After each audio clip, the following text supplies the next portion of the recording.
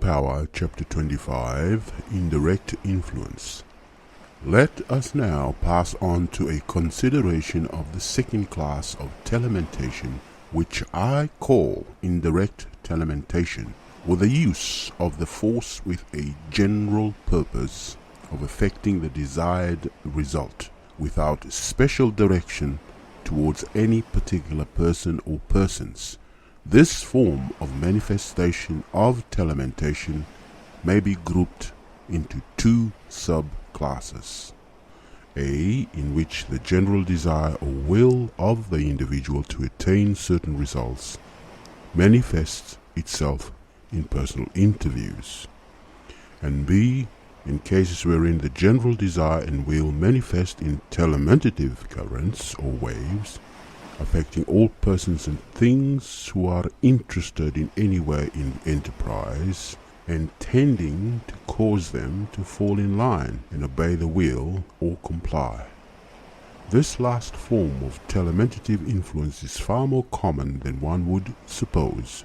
Strong positive men start into motion waves and currents that sweep over the country, gathering force with each added impetus and using the principles of mental contagion to increase its influence. Great leaders of men are centers of these mentative whirlpools and draw in or suck into themselves persons, things, and objects conducive to their plans and ambitions. They do not have it all their own way, of course, for there are many influences at work which tend to neutralize their efforts. Other men have conflicting schemes which interfere with and often destroy the influence of these great mentators, and people are becoming educated regarding the nature of the forces they employ. Still, the force is used to great effect by many politicians and other persons who reach out towards large numbers of people. Leading generals of business also make use of the force in this manner and draw things their way. In fact, nearly everybody who does business with people scattered over a large territory employs this force more or less, generally unconsciously, and many of these uses work no harm upon those affected, because many of these people are engaged in legitimate enterprise and want always to give a square deal and a good dollar's worth. I am not holding up this manifestation of telementation as reprehensible. I'm merely stating its general laws and forms of manifestation. One may repel these mentative waves in the same way and by the same methods mentioned in the preceding chapters. In reference to the repelling of direct telementation, the rule is the same in both cases, for the principle involved is the same. Before leaving this branch of the subject, I would remind you that one may take advantage of this last mentioned form of telementation for his own good, in a perfectly proper and justifiable way. One may wish to gain certain information and knowledge about certain subjects. If so, if he will hold a strong desire that the desired knowledge shall come to his notice and attention, and if at the same time he wills that the mentative currents flow forth in search of persons, things, and objects capable of imparting the knowledge or information, he will get results. He will find that after a while he will run across people who will be glad to give him the information he wants, or he will pick up a book that will either tell him what he wants, or else will refer to some other book or subject that will point out the path to him. These instances are quite common and afford wonderful proofs of the law herein stated. In this way, no one is harmed and mutual benefits are obtained. People are attracted to each other in this way, and each finds his own. The above manifestation results from the operation of what has been called the a law of attraction by the workings of which each person is continually drawing to himself the people, things, objects, and circumstances in harmony and accord with his prevailing mental state. Like attracts like, and the mental states determine that which one draws to himself. If you are not satisfied with what is coming to you, start to work and change your mental attitudes and mental state, and you will see a change gradually setting in, and things that you want will begin to come your way. This law of attraction has been much written about in works on mental science during the past 10 years. So it is not necessary for me to go into details about it here. I have given you the general principles in this chapter, and you may apply them accordingly. A most important fact about the effect of mentative vibrations upon people lies in the principle that one is more affected by vibrations in harmony with his own accustomed feelings and mental states than by those of opposite natures. A man who is full of evil schemes and selfish aims is more apt to be caught up by similar vibrations than one who lives above that plane of thought. He is more easily tempted by evil suggestions and influences than one to whom these things are abhorrent, and the same is true on every plane. A man whose mental attitude is one of confidence and fearlessness is not apt to be affected by vibrations of a negative, pessimistic, gloomy nature, and vice versa. Therefore, if you wish to receive the vibrations of thoughts and feelings of others, you must place yourself in a mental attitude corresponding with those vibrations you wish to receive. And if you wish to avoid vibrations of a certain kind, the best way is to rise above them in your own mind and to cultivate mental states opposite to them. The positive always overcomes the negative, and optimistic mental states are always positive to pessimistic mental states. The sense of individuality and one's relation to the universal mind power is the strongest and the most positive mental states one can attain. Therefore, cultivate it first, last, and all the time. I now come to a phase of the subject that underlies all the phenomena of telementation and really gives us the key to much of its wonderful effects. I allude to what occultists know as visualization. This visualization is to telementation what the pattern is to the maker of objects, what the plans of the architect are to the builders, what the mold or matrix is to the molders of metal. It is the skeleton around which the materialization of thought forms occur. It is of the greatest importance to you to acquaint yourselves with its laws and effects. To visualize means to see mentally, that is, to form a mental image of a thing, to see it in one's mind. Visualization along the lines of one's daily occupation is a most important thing, but one that is very poorly appreciated because little understood. The best workmen, writers, inventors, composers, etc., are those who are able to see the thing in the mind and then reproduced it in materialized form. Sir Francis Galton, one of the best authorities upon the subject, has said, "The free action of a vivid visualizing faculty is of much importance in connection with the higher processes of generalized thought. A visual image is the most perfect form of mental representation wherever the shape, position, and relations of objects to space are concerned. The best workmen are those who visualize the whole of what they propose to do before they take a tool in their hand.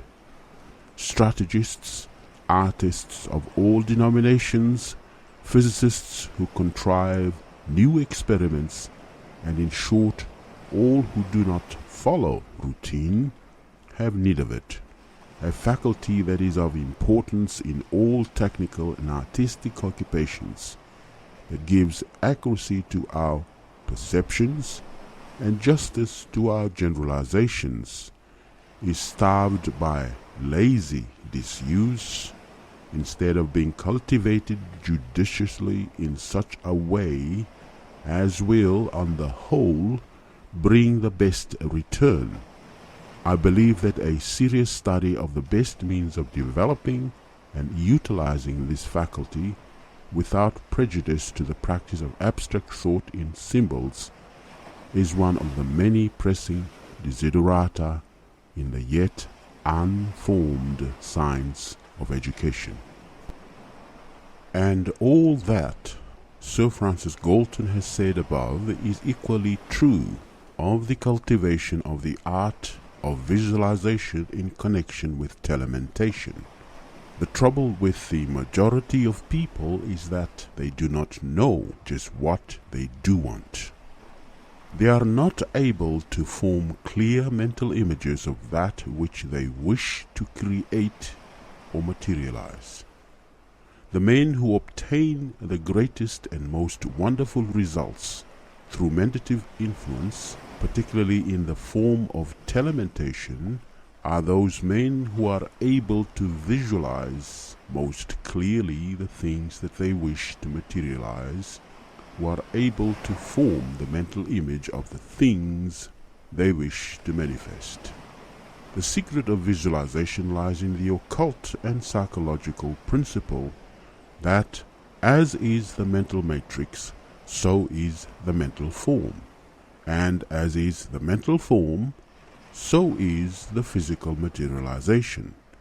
In other words, the visualized mental image is the matrix or mold into which the mind power is poured, and from which it takes form, and around this mental image the deposit of materialization forms, and thus does the ideal become the real. If you wish to get the best effects from mind power, you must create a mental image around which the material of physical materialization is formed, and the way to form the proper mental image is by visualization, which thus builds the matrix or mold in which the mind power pours, and as is the matrix, so is the image, and as is the image, so is the materialization. Before you can draw to you the material needed for building up the things or conditions you desire, you must form a clear mental image of just what you want to materialize, and before you can make this mental image, you must realize mentally just exactly what you do desire, and the process of this is called visualization. That is, you build up a mental matrix or mold little by little until you have it before you clearly, until it stands out clearly formed as a mental image, just as you would see it if it were actually materialized. Then you must hold this mental image before you constantly, regarding it not as a mere imagination, but as a something real, which you have created in your mind, and which will proceed to surround itself with the material necessary to give it material objectivity or materialization. If you cannot see the whole thing at first as a mental image, that is, if you are not able to build up a complete matrix by visualization, then do the next best thing, which is the very best thing for the majority of people. and build a matrix of the first step toward the whole thing. That is the first thing that is needed. Then concentrate upon this first thing until the mental image stands out sharp and clear, and you will find that things have been started in motion. Then you may add little by little to your matrix and build up your mental image a little larger and in greater detail. And here is an important thing. You must mentally see the thing as actually existing right now, and not as going to exist later on. You must realize that the mental image exists right now, else it will lack clearness and effectiveness. You must pour into that mental image a constant supply of strong, positive desire force and willpower, all of which will spread out in the proper directions and affect the material needed to materialize your mental image. By so doing, you impart to the mentative currents the necessary impetus and direction, and they will operate along these lines and will proceed to materialize your mental image for you. Things will come your way. People will appear who are necessary to your plans. Information will come to you from strange sources and in unexpected times and places. Opportunities will open themselves up to you, but remember this, that you must be prepared to act upon these openings and opportunities. You must be alert and watchful and expectant. You will have to do the work yourself, although the forces you have started into operation will supply you with the material. The door will be opened to you, but you must step in yourself. The tools and materials will be provided for you, but you must use them. The information will be laid before you, but you must make it your own. Even mind power will not avail the lazy man. You must learn to do things yourself. The subject of visualization would fill a book by itself, but I hope that I have been able to give you a clear idea of its working principles. Remember always this rule, this triple key of attainment, as I have often called it. 1. You must desire a thing most intensely. 2. Then you must earnestly expect it. And 3. Then you must use your will in the direction of action tending to bring it about. But first of all, as I have said, you must know just what you do want, and then proceed to create the mental matrix or mold by visualization. That is, you must proceed to mentally see it as already existing. This chapter must be read and studied in connection with the chapters preceding it, for they blend into each other and the information lapse. I have given you certain principles in plain practical form, which may seem so simple to you as to be passed over without the proper consideration and examination. Do not make this mistake, I pray you. Do not long for high-sounding terms and mystical verbiage. The truth is capable of being expressed without these fancy trappings or drapery. I have tried to tell you the principles of these things, but you must study carefully in order to grasp every point.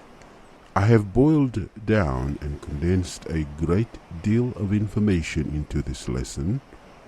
Be sure that you do not allow any of the points to escape you.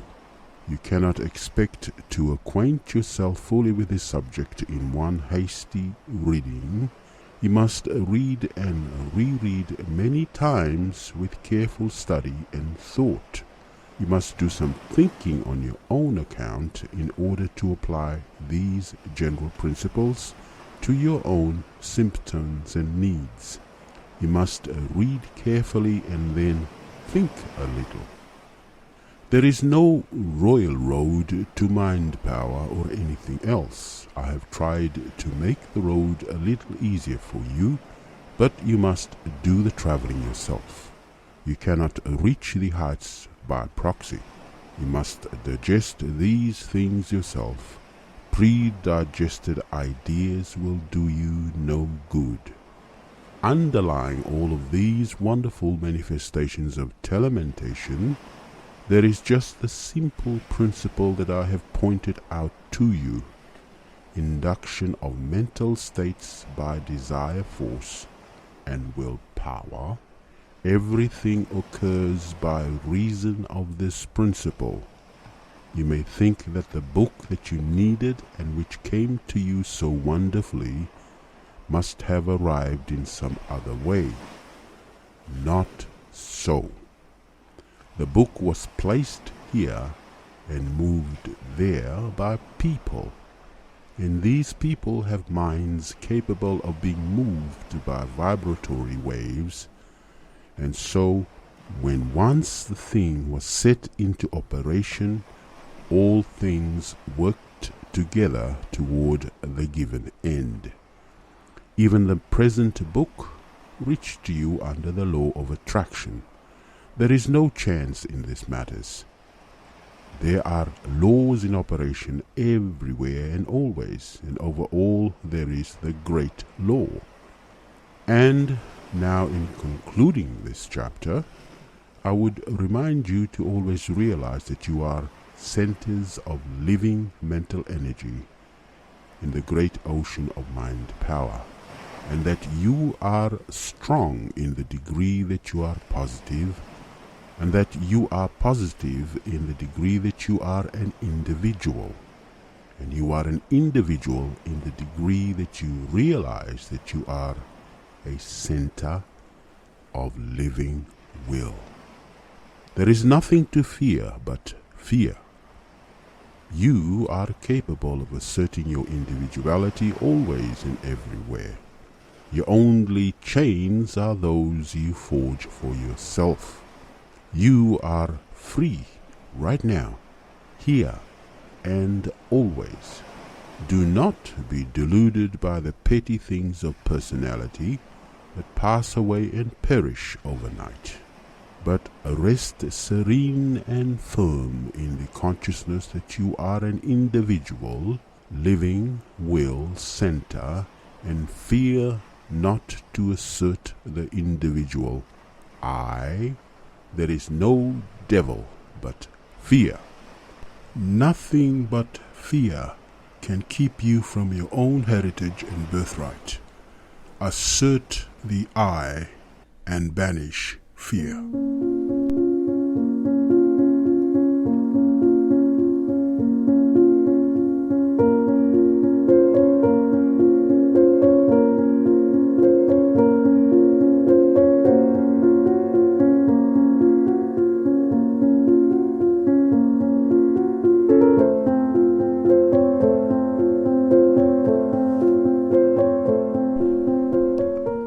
Mind Power, Chapter 26, Mental Therapeutics. Therapeutics means the healing art. Therefore, mental therapeutics means the art of science of mental healing. If I were writing this lesson from the standpoint of 20 years ago, I would think it advisable to fill page after page with a recital of the many claims of mental healing. But no such necessity exists at the present time. People have heard much regarding mental healing, and while they may differ in their theories and opinion regarding the nature of the cures performed, still nearly all of them will acknowledge that cures have been made and are being made by mental healing methods. The history of mental healing extends way back into the past, and the earliest pages of the history treat it as if it were a long-established and well-accepted method. In fact, the history of mental healing is the history of mind power, so far as the older peoples and races are concerned. The ancient Mangi used their mental powers in the direction of healing the sick and restoring natural, healthy conditions. People were brought to the temples to be healed, and after the customary incantations and ceremonies designed to affect the imagination and the respect of the primitive people, they were found to be benefited and actually cured in time. But under and back of all these ceremonies and rites, the principle affecting the cure were the same principle that is being used today by all forms of mental healing, under whatever names it may be disguised and masked. There is but one mental healing principle, and that has always been used, is being used now, and always will be used, so long as the race exists. And this principle is the application and employment of mind power. Mind power is positive to both force and matter, and as we have seen in these chapters, and the negative always yields to the positive when the latter is properly and intelligently applied. Mind power really builds up the body from a single cell and is inherent in every part and particle of the body. Every cell has its supply of mind power. The cell and the combination of cells and the whole body, in fact, is the result of conditions of manifestations of mind power. The body is all mind. At the last analysis, mind power manifests itself in countless ways in the universe, and the physical bodies and the cells of which they are composed are simply certain forms of manifestation of its force. And this being so, mental healing is not a case of mind over matter, as is often taught, but is a manifestation of positive mind over negative mind. The central mind of man is positive to the mind in the body of man, and hence the healing effect. Every cell has its share of mind, and science shows us that each cell can and does live its life as a separate entity, always, however, subordinate to the whole system of cells, and the mind controlling it. And the mind in each cell or system of cells may be reached by the positive mind of a person when properly applied. In order to fully grasp the significance of this statement, you must remember that every organ, part, bone, nerve, vessel, tissue, and everything else in your body is built up of cells which have formed certain combinations. There are individual cells in your blood and other parts of the body, and there are cell communities in your body which perform certain functions and which you call my liver, my heart, my stomach, my kidneys, etc. And there is mind in every one of them, and the mind in every cell and in every organ may be reached by mind power applied by the mind of oneself or another person.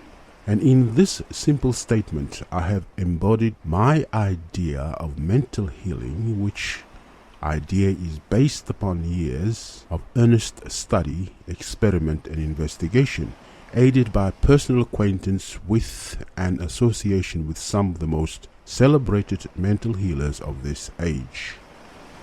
I have discarded fanciful theory after fanciful theory as unnecessary to account for the facts observed by the leading investigators of mental healing, and have at last boiled down the matter to this point and idea of mind in the cells or cell groups, which mind is negative to the positive central mind of the individual, especially when the latter is concentrated and intelligently applied. You may ask me the question, well, but what about all the various metaphysical, religious and semi-religious theories advanced to account for the cares performed by the various cults and sects of the New Thought and similar movements? Answering this, I would say that the various cults and sects perform cures not because of their dogmas, but often in spite of them. The real cures being performed by mind power, pure and simple, called into operation and employed in various forms and ways under many coverings, disguises and draperies. It is all the same grand old principle, but with fringe on, a style of fringe depending on the particular theories and dogmas of the sect.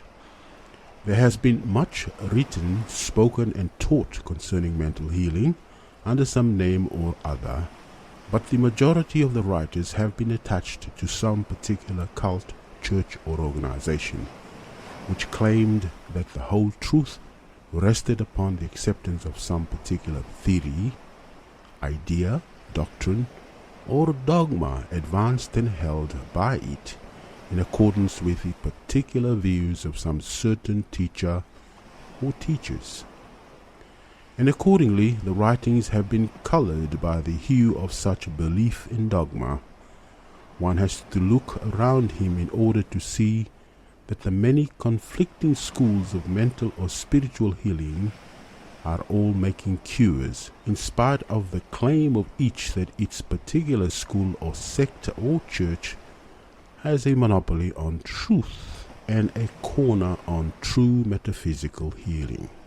The truth is that they all make cures, the percentage being about the same in each instance, taking the personal qualifications of the healers into consideration, in spite of the several claims that we have the only truth, all others are in error and ignorant of the real truth, etc., etc. All of these erroneous people are getting fine results. Their differing and often contradictory theories do not seem to cut any figure in the real work, and one who closely studies the subject is soon forced to the conclusion that there must be some underlying principle of cure which they are all using. And so there is, and I call this underlying principle the effect of positive central mind upon negative body mind. You may give it any other name you choose, but you will get the results just the same. The various theories, statements, forms, observance, dogmas, and whatnot have no other effect than giving a strong suggestion to people who are impressed by the same. Some people get better results when the mental healing is accompanied by some religious or semi-religious talk and explanation, which appeals to the emotional part of their nature and makes them more receptive to the healing process of the mind. Sacred shrines, images, and relics cause cures in this way. Others get better results when some technical metaphysical theory is urged upon them with a great show and use of long, high-sounding words. They may not understand the words, but they think that there must be something in it, for she used words that I cannot begin to understand, and yet she knew all about them, etc. Others prefer the scientific explanation of the school of suggestion, which avoids metaphysical or religious theories and yet get the results. Others still adhere to the mental science idea of the universal mind and the personal mind, and they too get results. Others like the subjective mind and objective mind idea, and they get results too. They all get results, but some take more kindly to certain forms and thus get better results. I have frequently advised people to go to the healers of certain cults and schools and churches simply because I knew that the ideas of these particular schools, cults, and churches would fit the particular temperament of the person in question, and thus the best results would accrue. I am most Catholic in my ideas on this subject. I believe in a person employing any phase of mental healing, from bread pills to Christian Science, providing that the particular agency employed will invoke the faith confidence and belief of the patient to the utmost. Whichever form will best do this, that is the form I believe the best for the patient.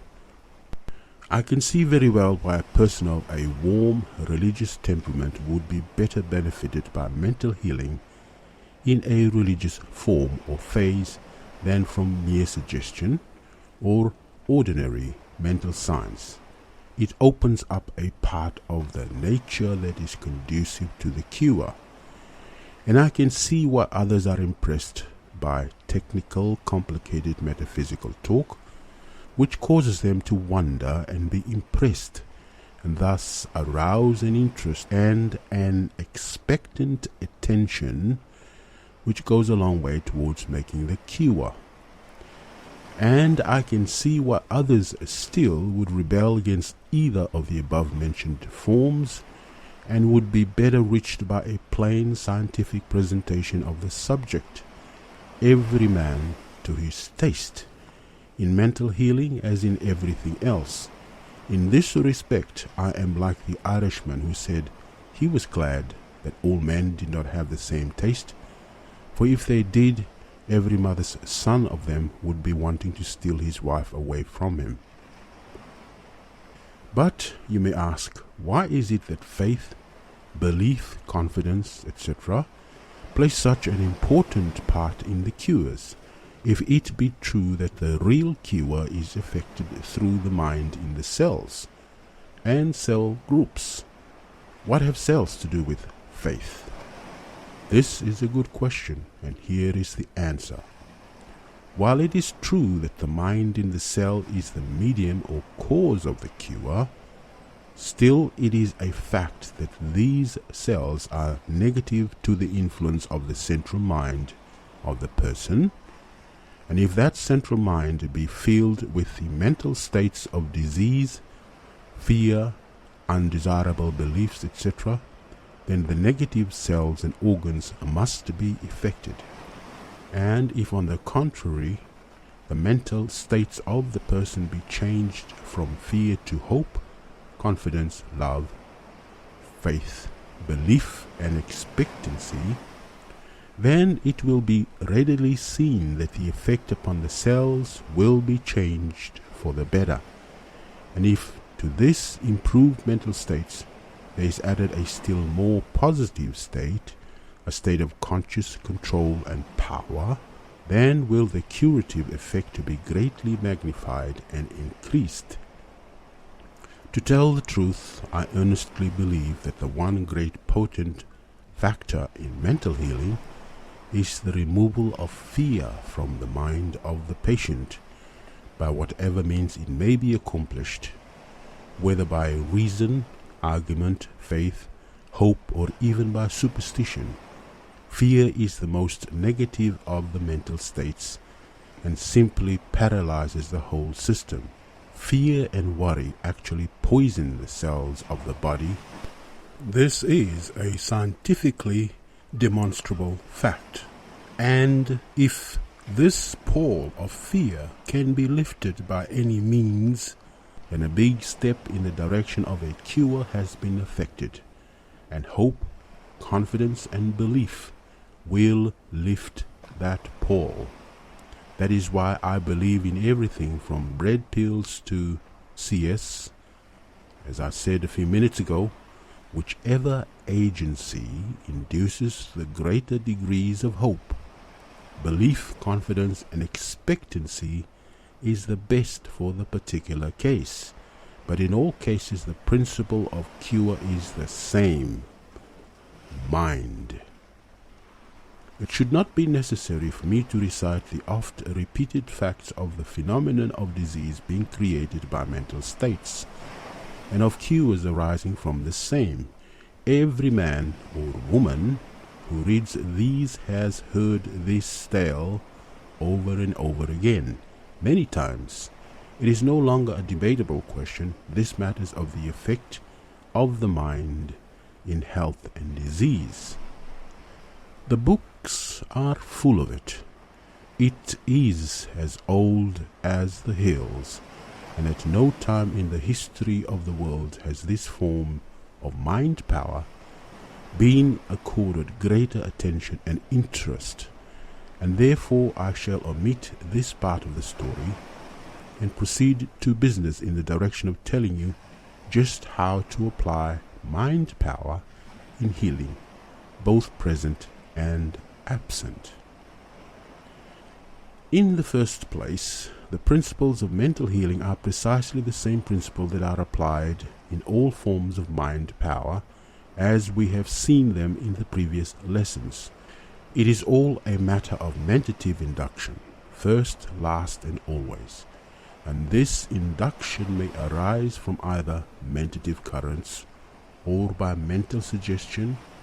Please fix this statement in your mind so that I will not have to repeat it. Now, let us see what happens if mentative induction is set up in the mind of a person by means either of mentative currents or mental suggestion. When what is called general treatment is given, we will suppose that the mental state of the person has been changed by induction, either from currents or by suggestion, to a strong positive state, and that is what one must aim to produce in the patient. This induced positive mental state in the central mind is of course strongly positive to the mind in the body and its cell. The mental image of a normal, perfect, healthy, well body being held in the central mind of the patient, it follows that the physical material of the body and cells will begin to materialize in accordance with the pattern set before the mind of the cells by the central mind of the person. It is the old story of mental visualization and physical materialization over again. Of course, the effect is wonderfully heightened if the patient will direct his desire and will strongly to the recuperative or reparative action, in which effort he may be materially aided by the healer. The desired mental state in the patient may be induced either by autosuggestion, self-suggestion on his own part, or by suggestion of the healers. Here is where the ceremonies and frills and fringes of the cults come in, or by the direct mentative currents of the healer, applied as indicated in the previous lessons. In this form of healing, the healer works by arousing the mind of the patient so that he really cures himself. This arousing is, of course, affected by either suggestion or mentative currents, the effect being the result of induction in either case, as you will readily understand. This form of mental healing, which I call general treatment, includes both the form of present healing, that is, when the healer is in the personal presence of the patient, or else along the lines of what is called absent treatments or distant treatments, when the healer and the patient are not in each other's presence. Leaving the subject of general treatment for the moment, let us consider the broad principle underlying local treatment. By local treatment, I mean mental healing effected by the mind of the healer being directly and specifically applied to the mind in the cells and organs themselves. You will remember what I have said about there being mind in the cells and organs.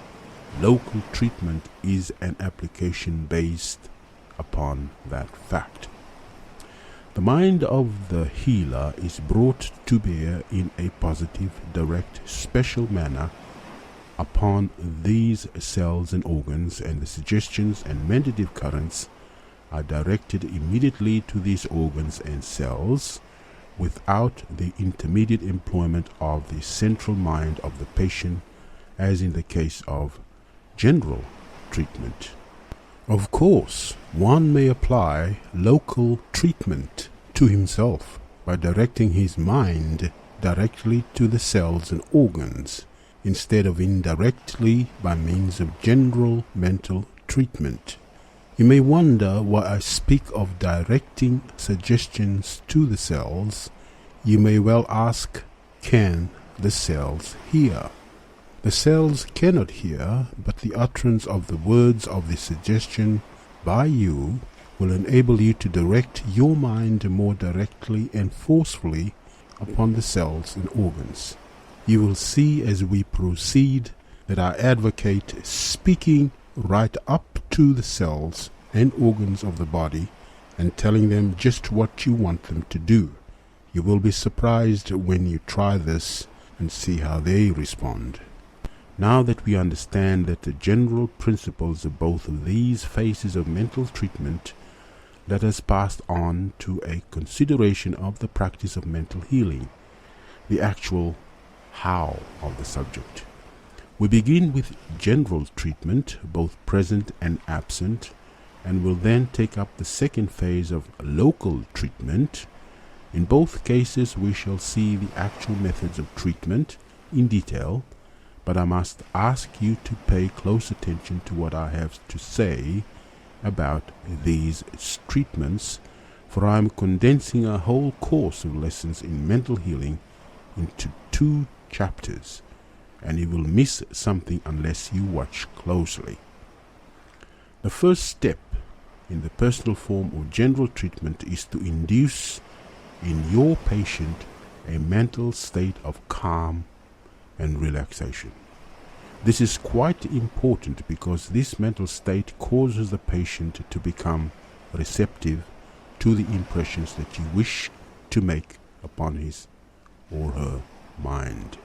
The best plan is to have the patient seat himself in a comfortable position, or if he is lying down, let him assume a comfortable attitude and then talk to him a little in order to induce a comfortable, easy frame of mind which will react upon the physical conditions.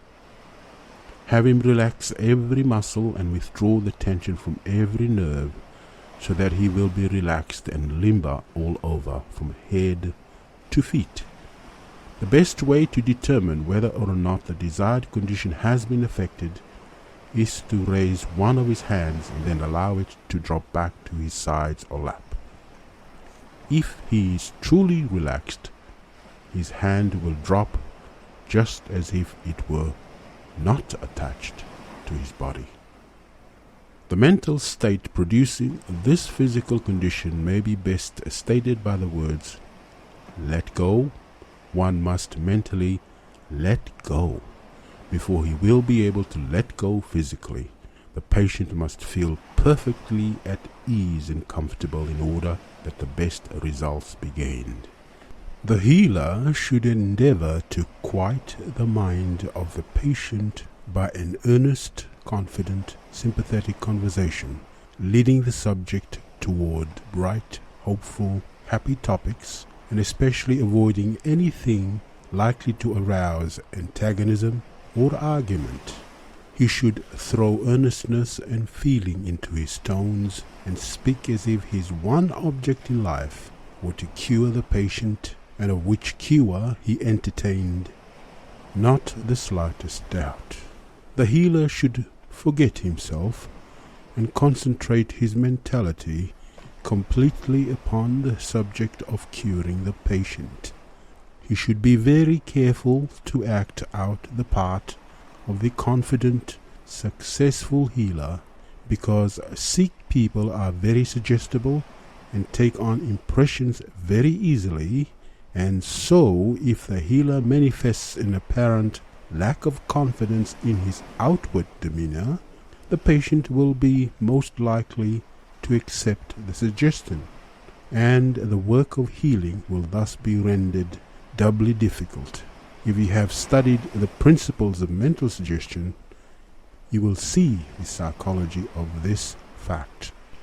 It will be well to begin the treatment by a preliminary suggestive treatment in a conversational tone. You should point out to the patient the conditions that you intend to bring about. You should endeavor to obtain the patient's cooperation by means of his holding a mental image of the desired condition. That is, if it be a case of stomach trouble, you should form a mental image of a strong, healthy, normal stomach doing its work properly and digesting the food that it is given and manifesting a good, hearty, natural appetite. If the patient will do this, he will be able to do much towards aiding you. You should then tell him that his stomach is strong. Strong is strong. Speaking the words with intense feeling and force, and that normal conditions are reasserting themselves under the power of the mind.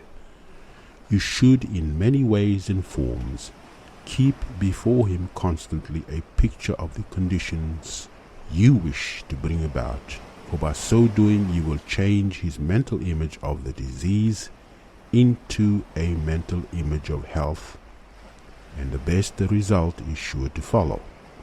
If you prefer the use of the hands in healing, by all means use them, as such practice gives a most powerful suggestion as well as possessing other advantages.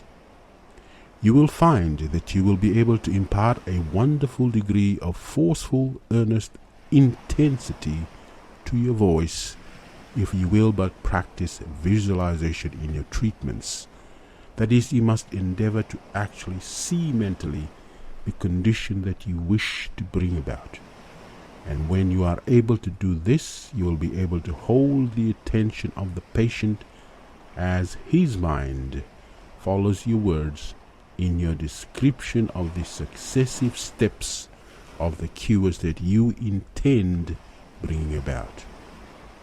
He will be able to see himself as gradually improving and growing well, not only in a general way, but also in the sense that he will be able to form a mental picture of the formerly diseased organ actually growing strong and normal.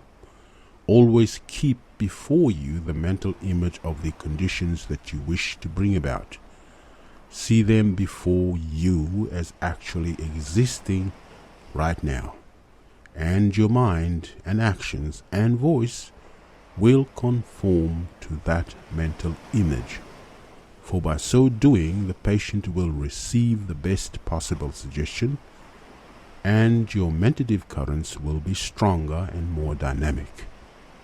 In the following chapter, we'll pass on to a consideration of the actual methods of applying mind power to the healing of disease. This is the end of chapter 25 and 26. Please subscribe if you haven't already to be notified of the next video. Thank you.